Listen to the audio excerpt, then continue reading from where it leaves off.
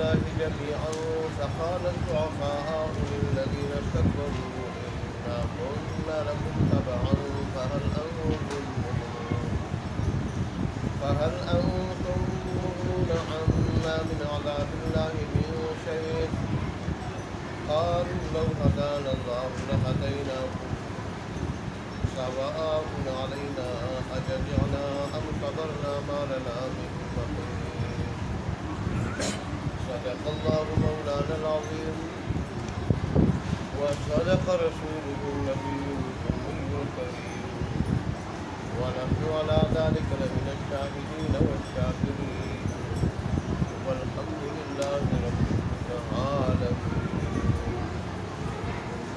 گزشتہ آیات میں اللہ تبارک و تعالیٰ نے کافروں کے اعمال کے بارے میں تذکرہ فرمایا تھا کہ کافروں کے اعمال کا آخرت میں کچھ بھی بدلہ نہیں دیا جائے گا اور آخرت میں ان کے نیک اعمال اس طرح ضائع ہو جائیں گے، اڑ جائیں گے جیسے مٹی اور راکھ کے ڈھیر کو سخت آندھی اڑا کے لے جاتی ہے. تو ایسے ہی کافروں کے جو نیک اعمال ہوں گے آخرت میں ان کا کوئی اجر و ثواب نہیں ہوگا اور نہ ان اعمال کی وجہ سے ان سے عذاب دور کیا جائے گا یا ہلکا کیا جائے گا. البتہ مسلم شریف کی روایت کے مطابق کافروں کو ان کے نیک اعمال کا بدلہ دنیا میں دیا جاتا ہے، شہرت کی شکل میں، مال میں، اولاد میں، منصب میں، ترقی کی شکل میں اور کہیں دنیاوی اقتدار کی شکل میں. تو اللہ دنیا میں ان کے نیک اعمال کا بدلہ دے دیتا ہے. آخرت میں ان کے نیک اعمال کا کوئی بدلہ نہیں ہوگا کیونکہ آخرت میں نیک اعمال کے بدلے کے لیے ایمان کرتے ہیں، ایمان سے وہ عاری ہیں.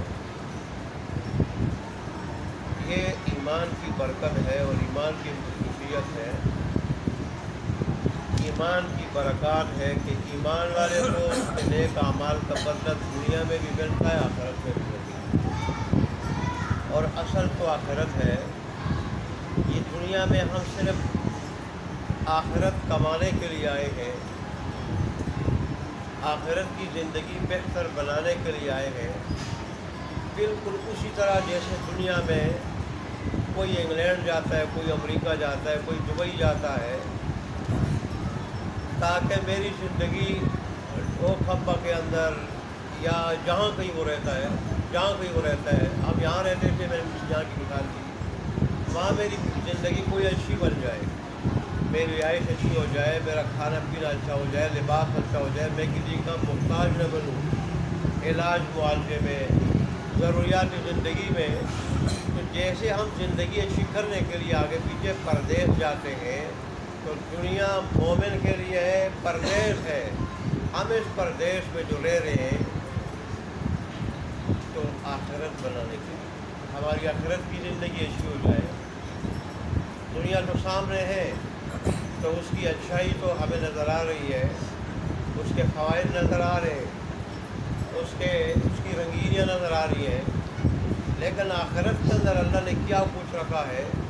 قرآن کہتا ہے کہ انسان جب انہیں ان چیزوں کو دیکھے گا، نعمتوں کو، تو انسان کی آنکھ ٹھنڈی ہو جائے گی، راحت پہنچ جائے گی. ایسے مزے کی چیزیں ہیں، شکل و صورت کے اعتبار سے اور ذائقے کے اعتبار سے، مزے کے اعتبار سے، ہر لحاظ سے. تو یہاں ہم آئے ہیں آخرت کی زندگی بنانے کے لیے. لیکن یہ بات ہماری سمجھ میں نہیں آ رہی. یہ دنیا ضرورت ہے، مقصود نہیں ہے. اس کو ضرورت سمجھ کے استعمال کرنا چاہیے اور کمانا چاہیے، اپنانا چاہیے، مقصود نہیں. فرق دونوں میں کیا ہے؟ ایک انسان اگر دنیا کے لیے فرائض کو چھوڑ دے، حرام حلال کی تمیز کو چھوڑ دے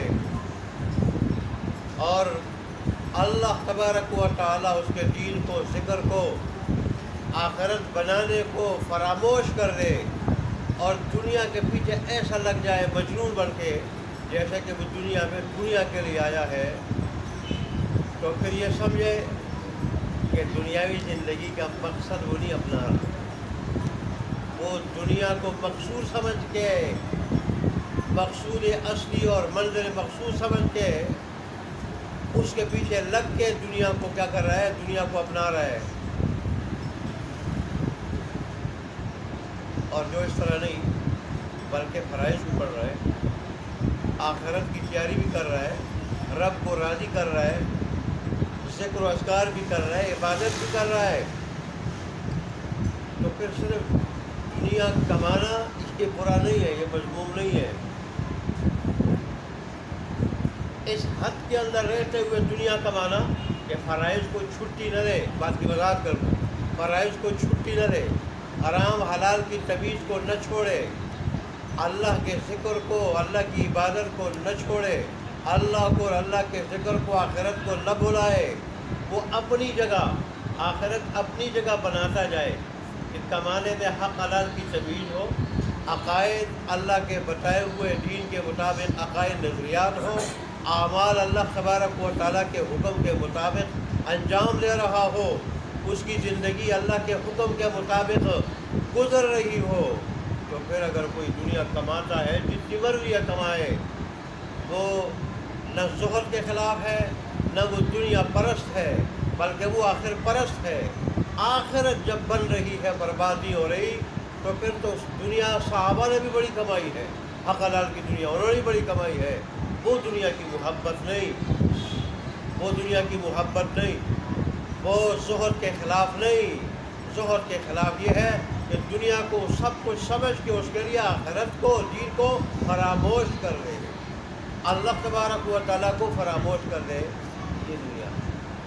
تو بہرحال میں یہ کہہ رہا تھا، ایمان بڑی دولت ہے کہ ایمان کے ہوتے ہوئے کامل ایمان، جس کی میں نے وضاحت کر دی، کامل ایمان والا وہ ہوتا ہے جس کی زندگی رب کی مرضی کے مطابق گزر رہی ہوتی ہے، نفس کی مرضی کے مطابق نہیں۔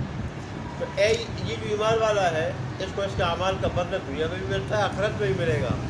البتہ کافروں کو ان کے نیک اعمال کا بدلہ دنیا میں ملتا ہے، آخرت میں نہیں ملتا۔ آخرت میں جیسے دنیا میں طوفان آتا ہے، آندھی آتی ہے اور مٹی کے ڈھیر کو اڑا کے لے جاتی ہے، حالانکہ مٹی ویسے ہی بے وقت ہے، لیکن تھوڑی دیر کے لیے اس کا جو وجود نظر آتا ہے وہ بھی آندھی ختم کر دیتی ہے۔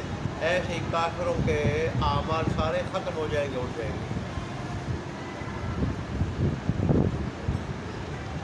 اللہ تبارک نے فرمایا کہ ایمان نہ لانا اور پھر نیک اعمال پہ اجر و ثواب کی امید رکھنا، یہ بڑی گمراہی ہے۔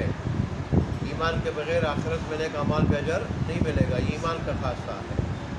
پھر اللہ تبارک و تعالیٰ نے آخر میں انسان کو جھنجھوڑا کہ میرے حکم کے مطابق زندگی گزارو، نہیں تو مجھے تمہاری کوئی ضرورت نہیں، میں تمہیں ختم کر دوں گا اور تمہاری جگہ اور مخلوق کو لے آؤں گا جو میرے احکام کی مکمل پابند ہوگی، پابندی کرے گی، اور یہ کام میرے لیے کوئی مشکل نہیں ہے۔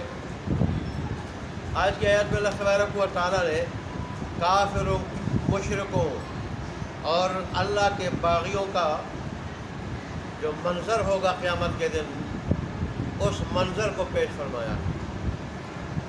اللہ تبارک و تعالیٰ فرماتے ہیں کہ جس دن قبروں سے نکل کے تابع اور متبوع، تابع پیچھے چلنے والے، متبوع سردار، سرغنے، لیڈر جن کے پیچھے چلتے تھے، وہ متبوع ہے، دونوں جب اللہ تبارک و تعالیٰ کے سامنے پہنچیں گے اور جہنم کو سامنے دیکھیں گے، جہنم کے جوش کو، غیظ و غضب کو، ڈراؤنی آوازوں کو، اور یہ کہ آ کے باغیوں کو کچلنا اور اپنے اندر ڈالنا اور فرشتوں کو اس کو روکنا، زنجیروں میں جکڑ کے روکنا، اس منظر کو دیکھ کے اور پھر جہنم کے اوپر ڈراؤنی شکل والے فرشتوں کو دیکھ کے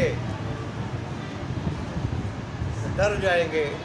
دنیا میں ایسے لوگ جو غلط لیڈروں کے پیچھے، غلط مقتداؤں کے پیچھے، غلط پیروں کے پیچھے، غلط مولویوں کے پیچھے، اور ایسے ہی غلط سیاسی پارٹیوں کے پیچھے، گمراہ لوگوں کے پیچھے، اور خاص کر کافر اور مشرکوں کے پیچھے چلتے رہے، اللہ کے انبیاء کی بات انہوں نے نہیں مانی، اللہ کے انبیاء کے نائبین کی بات انہوں نے نہیں مانی، اللہ کے دین پہ نہ چلے اور ان گمراہ پیشواؤں مقتداؤں کے راستوں پہ چلے، لیڈروں کے راستے پہ چلے، وہ پھر جب وہ منظر دیکھیں گے اپنے مقتداؤں پیشواؤں سے کہیں گے دنیا میں تمہاری مان کے چلے، تمہارے پیچھے چلے، رب کی نہیں مانی، تمہاری مانی، اب اس عذاب میں سے کچھ عذاب ہم سے ہلکا کر سکتے ہو؟ وہ جواب میں کہیں گے کہ بھئی اس عذاب سے بچاؤ کا کوئی راستہ ہمیں نظر نہیں آ رہا، ہمیں اگر اس سے بچاؤ کا کوئی راستہ نظر آتا تو خود بھی بچ جاتے، تمہیں بھی بچا لیتے، لیکن آج ہمیں اس عذاب کے اندر رہنا پڑے گا، ہاں ہم جزا فضا کرے، ہاں ہم چیخیں چلائے گڑ گڑائے فریاد کرے، اور ہاں ہم صبر سے رہیں، ہاں ہم صبر سے رہیں۔ یہ جو تمہیں منظر نظر آ رہا ہے اس سے ہمیں دوچار ہونا پڑے گا، اور بلکہ تفسیر روایت میں تو آتا ہے کہ وہاں جہنم میں پہنچ کے یہ مکالمہ کریں گے، جہنم میں پہنچ کے جب چلیں گے مریں گے اور ان کو بڑی تکلیف ہوگی، ہر طرف سے موت کے اسباب آئیں گے لیکن مریں گے نہیں، نہ زندگی ہوگی نہ موت ہوگی، تو اس وقت یہ مکالمہ ہوگا، اور وہ پھر اس قسم کا آگے سے پھر کیا کریں گے، جواب دیں گے کہ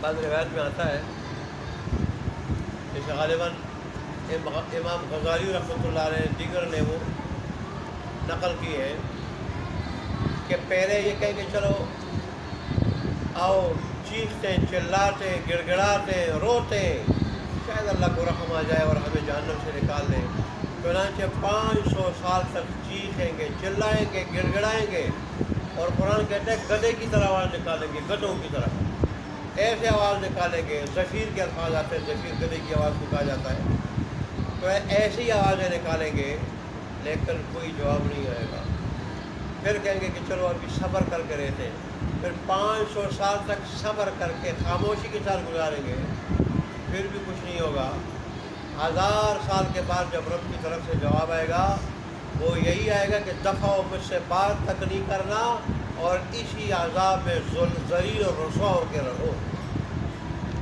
میں نے دنیا میں تمہیں بڑا سمجھایا تھا، کتاب میں اپنے انبیاء کی زبانی اور پھر انبیاء کے نائبین آ کے علماء آ کے تمہیں سمجھاتے رہے لیکن تم سمجھے نہیں، ذلیل و خوار ہو کے اسی عذاب میں رہو۔ چنانچہ بعض روایت میں شاید میں نے پہلے کسی درس میں پیش کیا تھا کہ پھر کہیں گے میں بھوک لگی ہے تو 1000 سال کے بعد پھر جواب آئے گا زقوم کے کانٹے کھلا دو انہیں، اور وہ بھی جہنم کا زقوم، اس کو جب کھائیں گے وہ کانٹے بھوک لگی ہوگی نہیں، کانٹے یہاں پھنس جائیں گے، پھر کہیں گے پانی پانی، پھر 1000 سال تک اللہ تبارک و تعالیٰ دیکھے گا نہیں، 1000 سال کے بعد جیسے کھانا ملا زقوم کی شکل میں، ایسے 1000 سال کے بعد اللہ کہے گا کہ انہیں کھولتا ہوا پانی پلا دو، اور وہ بھی جہنم میوں کے زخموں سے نکلنے والی پیپ کے ساتھ ملا کے وہ جب پانی پھیلایا جائے گا، پہلے تو جب چہرے کے قریب آئے گا تو چہرہ جو ہے جلس جائے گا اور کھوپڑی کا چمڑا اتر جائے گا، یہ نچلا ہونٹ پنجوں تک پہنچ جائے گا، اوپر والا ہونٹ ایڑیوں تک آ جائے گا، اندر جب پہنچ جائے گا پانی تو آنتوں کو کاٹ کے باہر پھینک دے گا، یہ حال ہوگا وہاں پہ۔ اللہ تبارک و تعالیٰ ہمارے حال پہ رحم فرمائے۔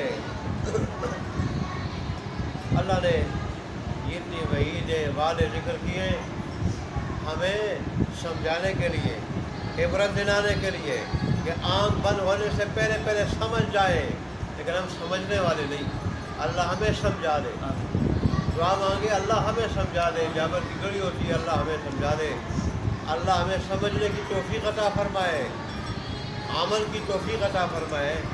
سب کچھ ہم سن لیتے ہیں، اس کان سے نکال لیتے ہیں، لیکن ذرہ برابر بھی بدلنے کے لیے، تبدیل ہونے کے لیے تیار نہیں ہے، تو پھر ان چیزوں سے ہم کیسے بچیں گے؟ آج مسلمان اور کافر میں کلمے کا فرق ہے، ایمان کا فرق ہے۔ یہ دل سے تصدیق کرتا ہے، مانتا ہے، وہ مانتا نہیں دل سے، زبان سے یہ مانتا ہے، وہ زبان سے مانتا نہیں۔ یہ زبان سے اقرار، دل کی تصدیق کا فرق ہے، ورنہ اعمال جیسے اس کے قرآن کے خلاف ہے، ایسے مسلمان کے بھی اعمال قرآن کے خلاف ہے۔ تو نجات، ابتدائی نجات کامل ایمان پہ ہے، اور کامل ایمان کس کو کہا جاتا ہے؟ کہ ایمان کے ساتھ نیک اعمال ہو، ایمان کے ساتھ نیک اعمال ہو، تصدیق کے ساتھ، زبان سے اقرار کے ساتھ نیک اعمال بھی ہو، یہ کامل ایمان ہے۔ یہ نہیں تو پھر ظاہر ہے پھر وہ برائے نام ایمان ہے، ناقص ایمان ہے، اور ایسا آدمی مومن کہلانے کا مستحق نہیں، لائق نہیں، ایسا آدمی مسلمان کہلانے کا لائق نہیں ہے۔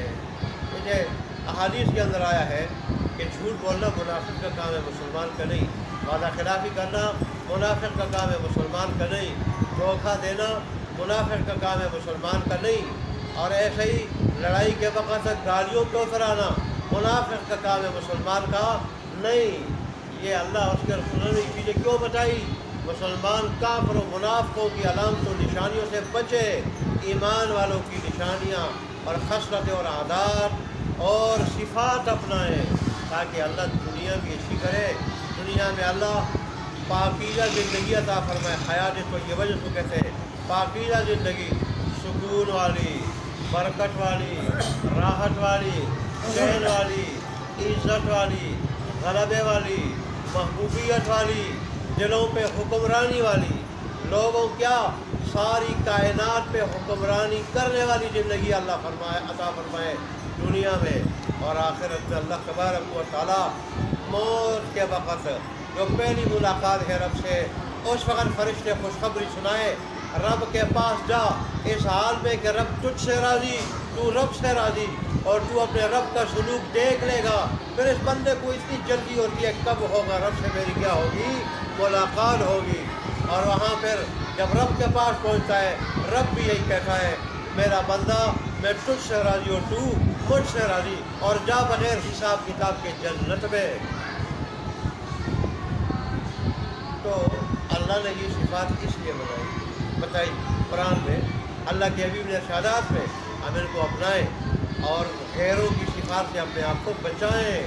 لیکن آج مسلمان غیروں کی صفات کی طرف دوڑتے ہوئے جا رہا ہے، ایمان والوں کی صفات سے دور جا رہا ہے، بھاگ رہا ہے۔ اللہ ہمارے ہاتھ پہ رحم فرمائے۔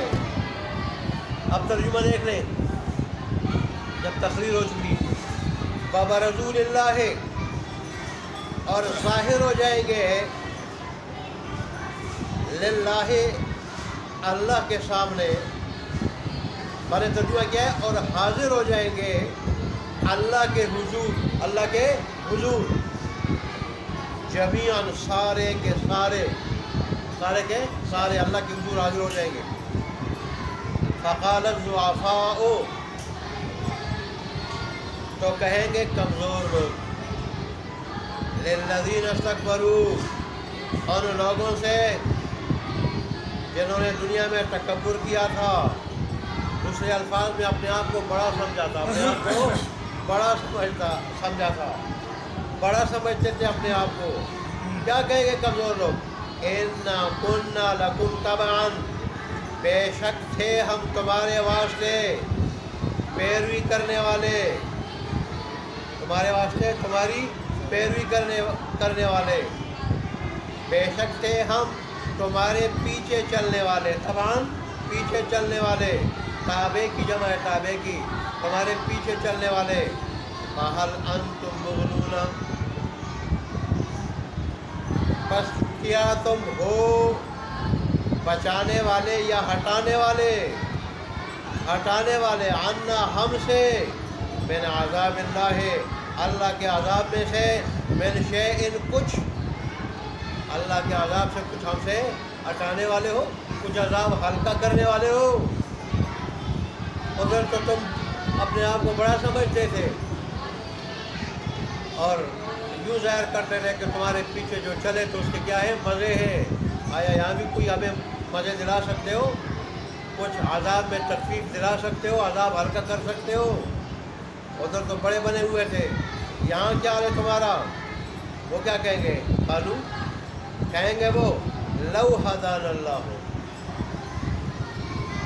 اگر اللہ تبارک و تعالیٰ نے ہمیں راستہ دیا ہوتا، دکھایا ہوتا اس عذاب سے بچنے کا، اس عذاب سے بچنے کا، لہدیناکم، تو ہم تمہیں بھی بتا دیتے، ہم تمہیں بھی بتا دیتے. لیکن ہم بھی اس عذاب سے بچنے کو یہ راستہ نظر نہیں آ رہا، لہٰذا تمہیں بھی بتا نہیں سکتے. انجام کیا ہوگا؟ سواء علینا، اب برابر ہے ہم پہ، اجزعنا، کہ ہم جزا فضا کریں، فریاد کریں، شور بچائیں، ہم صبرنا یا صبر کریں. ما لنا من محیص، نہیں ہے ہمارے واسطے خلاصی کی کوئی صورت، خلاصی کی کوئی صورت، لہذا اب اس میں رہو. یہ تو انسان جو بڑے بنے ہوئے تھے دنیا میں، غلط قسم کے لیڈر، غلط قسم کے سیاسی لیڈر یا مقتدیٰ پیشوا، جن کے پیچھے یہ چلتے رہے. آگے اگلی آیات میں شیطان بنا اپنی پریس کانفرنس الگ کرے گا جہنم میں، شغلن میں سے کہہ رہا ہوں، وہ بھی ملامت کرے گا اپنے پیچھے چلنے والوں کو کہ اللہ نے وعدے کیا تھے سچے تھے، میں نے وعدے کیا تھے جھوٹے تھے، تم نے اللہ کے وعدوں کو پر یقین نہ کیا، میرے وعدوں پہ یقین کر لیا، لیکن میں نے تمہیں رسی سے باندھ کے کھینچ کے غلط راستے پہ نہیں لایا تھا. اللہ نے بھی تمہیں ترغیب دی، میں نے بھی تمہیں ترغیب دی، رب کی ترغیب کو تو قبول نہیں کیا، میری ترغیب کو قبول کیا. اب فلا تلومونی ولوموا انفسکم، مجھے ملامت نہ کرو، اپنے آپ کو ملامت کرو. ادھر سے بھی کیا ہو جائیں گے؟ ادھر سے ہی مایوس ہو جائیں گے، اور دنیا بھی خراب، آخرت بھی خراب. اللہ ہمیں قرآن کے مطابق زندگی گزارنے کی توفیق عطا فرمائے. الحمدللہ رب العالمین والعاقبۃ للمتقین والصلاۃ والسلام علی رسول محمد وعلی آلہ وصحبہ اجمعین. ربنا ظلمنا انفسنا وان لم تغفر لنا وترحمنا لنكونن من الخاسرین. ربنا آتنا فی الدنیا حسنة وفی الآخرة حسنة وقنا عذاب النار. اللهم انك عفو كريم تحب العفو فاعف عنا مولانا. اللهم انا نعوذ بك من فتنة المحيا والممات. اللهم انصر الاسلام والمسلمين. اللهم اعز الاسلام والمسلمين. اللهم انصر من نصر دين محمد صلى الله عليه وسلم واجعلنا منهم. اللهم انصر من نصر دين محمد صلى الله عليه وسلم ولا تجعلنا منهم. اللہ تبارک و تعالیٰ میں نے اپنا سننا اور سنانا اپنی بارگاہ میں قبول و منظور فرما، اور اس پہ جو ثواب آپ نے مقدر فرمایا ہے وہ ہمیں نصیب فرما. اللہ تبارک و تعالیٰ سے لے کے مرتے دم تک ہمیشہ ہمیشہ کے لیے ہمیں اپنے دین کی باتیں سننے اور سنانے کی، اور پھر سب کو پر سوچ کی سب پر عمل کرنے کی توفیق عطا فرما. اللہ تبارک و تعالیٰ اس مجلس کو ہماری نجات کا ذریعہ بنا دے، ایسی نجات کو اس بار پھر کبھی پکڑ نہ ہو. اللہ تبارک و تعالیٰ جتنے بھی بیمار ہیں تمام بیماروں کو شفا کامل عاجلہ مستمر عطا فرما. جو پریشان حال ہے ان کی پریشانیوں کو دور فرما، جو مغرور ہے ان کو قرض سے نجات دے دے. اللہ تبارک و تعالیٰ اس اندر والے ساتھیوں میں چند تاریخین میں سے کوئی بیمار ہے، کوئی پریشان حال ہے، کوئی مغرور ہے، ان پر مصیبتوں سے نجات دے دے. اللہ تبارک و خیر رحمت کی بارش نازل فرما، خیر رحمت کی بارش نازل فرما، خیر رحیم ہونے کی خاطر، کریم ہونے کی خاطر خیر رحمت کی بارش نازل فرما. ہمیں دنیا آخرت دونوں کی خوشیاں نصیب فرما، دونوں کی مصیبتوں سے بچا. آخرت کی خوشیاں بلائی سے نصیب فرما، آخرت کی مصیبتوں سے بلائی سے محفوظ فرما. اللہ تبارک و تعالیٰ اپنے اس قرآن اور کلام کا فیض جاری اور ساری فرما دے، جاری اور ساری فرما دے. زیادہ سے زیادہ لوگوں کے لیے فیض اتارے، اور زیادہ سے زیادہ لوگوں کو قرآن کے درس کی طرف، حدیث کے درس کی طرف آنے کی توفیق عطا فرما. اللہ تبارک و تعالیٰ جو حاضرین ہیں ان کو رسول اللہ صلی اللہ علیہ وسلم کے اور ہم سب کو رسول اللہ صلی اللہ علیہ وسلم کے ارشاد کا عمل کرنے کی توفیق عطا فرما. کہ فلیبلغ الشاہد الغائبہ، کہ تم میں سے جو حجۃ الوداع کے موقع پر رسول اللہ نے ارشاد فرمایا تھا کہ تم میں سے جو حاضر ہے وہ غائبین تک میرا پیغام پہنچائے. اللہ تبارک و تعالیٰ انہیں توفیق دے کہ یہ جو لوگ نہیں آتے ان تک یہ پیغام پہنچائے، ان کو بھی ساتھ لینے کی کوشش کرے. جیسے درد والے ساتھیوں میں سے ریاض صاحب کریں، اللہ ان کو جزائے خیر دے دے. اور جو ان کی محنت سے آئے ہوئے ہیں تو جہاں ان کو اس کا اجر ملے گا تو ان کو بھی اجر ملے گا، اپنا بھی ان کا بھی، ایسے ہی سب کو اللہ تبارک و تعالیٰ جو کہ عطا فرمائے کہ اور حضرات کو لانے کی کوشش کرے اور اس طرح اپنا اجر کو بڑھائے اور اس طرح قرآن کے فیض کو دور دور تک پہنچائے۔ اللہ تبارک و تعالیٰ سے عمل کرنے کی اخلاص سے توفیق عطا فرما، ہم سے راضی ہو جا، ایسا راضی ہو جا کہ کوئی کبھی ناراض نہ ہو، ہماری دعاؤں کو قبول و منظور فرما۔ آمین یا رب العالمین، یا حی یا قیوم، ربنا تقبل منا انك انت السميع العليم وتب علينا انك انت التواب الرحيم، وصلى الله تعالى على خير خلقه محمد وعلى اله وصحبه اجمعين برحمتك يا رب العالمين۔ جزاكم الله خيرا۔